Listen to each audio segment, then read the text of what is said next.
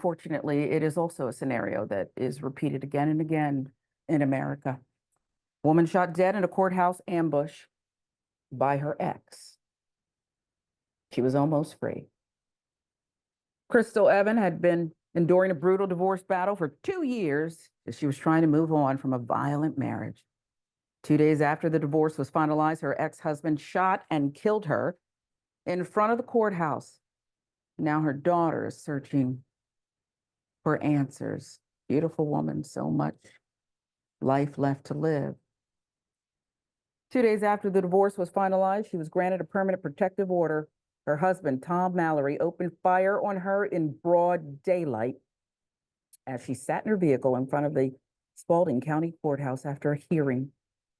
Evans died from her injuries. Now her loved ones are demanding answers, accusing the sheriff and police of dropping the ball.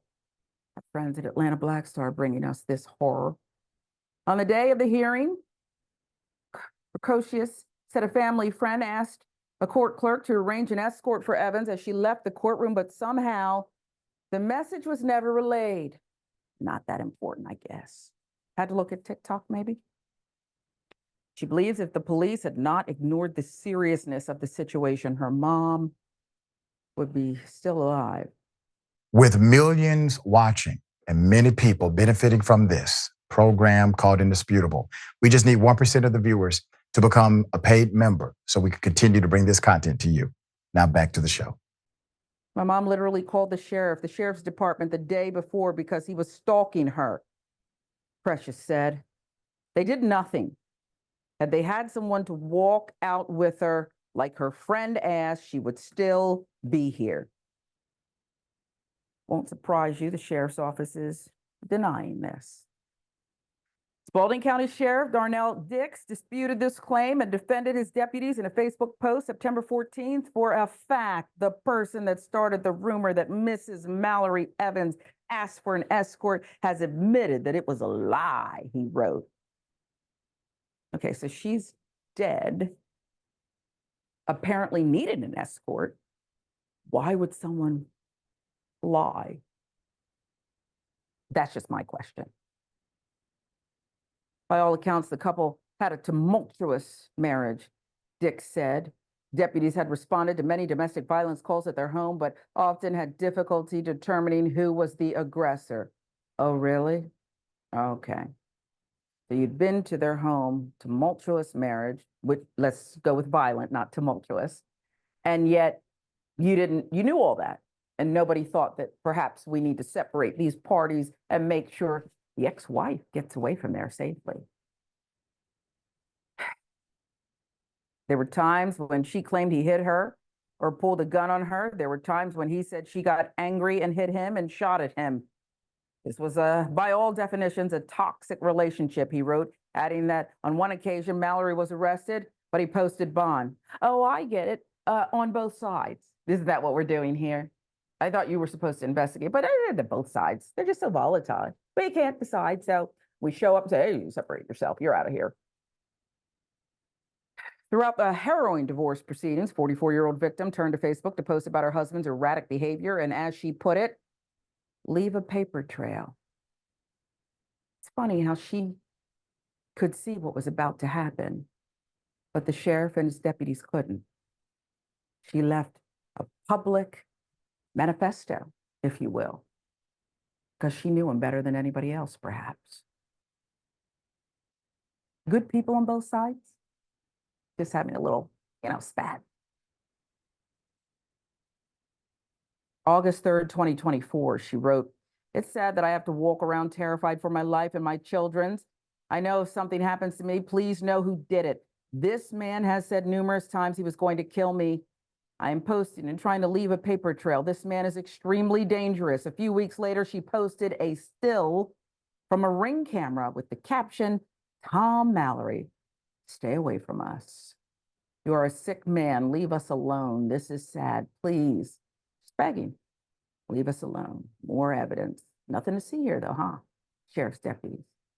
It's a lie. Nobody asked for an escort. Why would she even have to ask? Duh. One day before her death, she wrote, dude, please leave me alone. It's over. Move on with your life, please. respectfully, now this has me riled up, Jackson. A lot of women have been through this, not to this degree, thank goodness, me too. Do you know what it's like to have somebody stalking you? And then somebody stalking you, but wanting you to know that they have you in their sights. Been through that. And to have court officials think, volatile relationship, it's nothing. And to just dismiss it. And when violent behavior happens, well, it's not that bad. And don't even get me started with the psychological infringement. It's debilitating. She said she was walking around in fear. He said he was going to kill her. And yet highly trained sheriff's deputies don't know who is the dangerous one. And when do you usually kill if you're this kind of diabolical, malignant, narcissistic idiot? When they finally break free of you. I'm disgusted by this. She should be here, Jackson. Yet another one who should be here. Absolutely, she should be here. And this really highlights just how women, in particular Black women, aren't taken seriously in these situations, even if there's undeniable evidence and proof that a woman is going through abuse and is in a situation that she really just can't safely and easily break free. There's some type of, oh, well, she should have chose better. You know, we don't really need to put our resources in this area because this is a matter of personal responsibility, which is a lot of why the sheriff deputies wanted to put out that, oh, well, she shot at him before. This was a thing where they were both really tumultuous with each other. So there was no way to tell. But at the end of the day, they just really didn't value or have any real concern for her safety. And unfortunately, people find themselves in these types of situations, especially as you pointed out, when you're dealing with somebody who has malignant narcissism and their egos are so fragile, they just can't take any That kind of part. slight. You know, they can't take any type of slight whatsoever. They can never get over that wound. They could be stalking you and causing you issues for years on end. And you never really know when that's going to go away, perhaps when they find a new victim or when they get locked up or anything along those lines. But for women who do make it out of situations like this, and a lot of the time as you grow up, good thing is that you got to realize relationships really aren't that serious. I mean, they Thank can you. bring you, you know, they can be very positive. They can be, you know, they can be very strong. But in modern times, people don't have to stay together, and overall, that is a good thing. So you know, I encourage anybody who's in a situation, even if it's not really, really bad like this, just always put yourself first enough to realize life is more than me being with this one person. But unfortunately, Black women far too often there's just no concern for their life. She was doing that.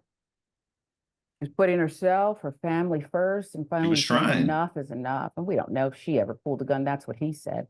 Yeah. Seems like there was plenty of a paper trail, including that Ring camera image, that the police, if they really wanted to investigate, keep her safe, they could have. I bet you a rookie could have investigated this case and seen who was really at fault here. And so you're right. Jackson's right. Put yourself first, get out. Oh, unless you live in certain places, certain states, right, that are telling you if you're pregnant, you're not supposed to leave. In fact, Missouri might be one of them. You can't leave this marriage. You're like an indentured servant, a second-class citizen. A lot of women have issues, but the court system and this, well, you seem like you can speak for yourself. You seem like you're a tough gal. You don't need anything. We got you. Oh, that's right. You got yourself. It's a lot.